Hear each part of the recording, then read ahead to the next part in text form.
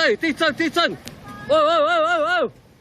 快跑！哎，快跑！地震来了，鱼池的水全被晃到溢出来，整个路面瞬间汪洋一片。钓客都掉下去了，赶快拉起来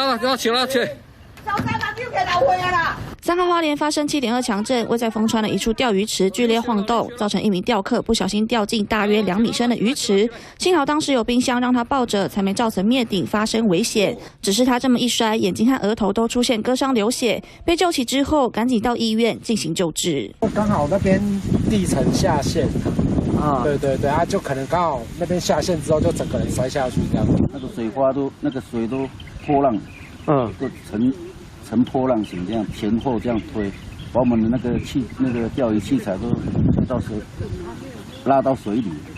这辈子第一次钓鱼钓到大摇啊！回到事发现场，钓鱼池旁边铺设的石头全被冲垮，而当时男子就是坐在这里才会掉进鱼池。目前老板先暂时用绳子围住受损的地方，以免余震发生时又有人再不幸掉落。只是在日常不过的钓鱼休闲，遇上突如其来的大地震，晃到如同像在海钓，让钓客们直呼真的吓坏，恐怕也一生难忘。3新闻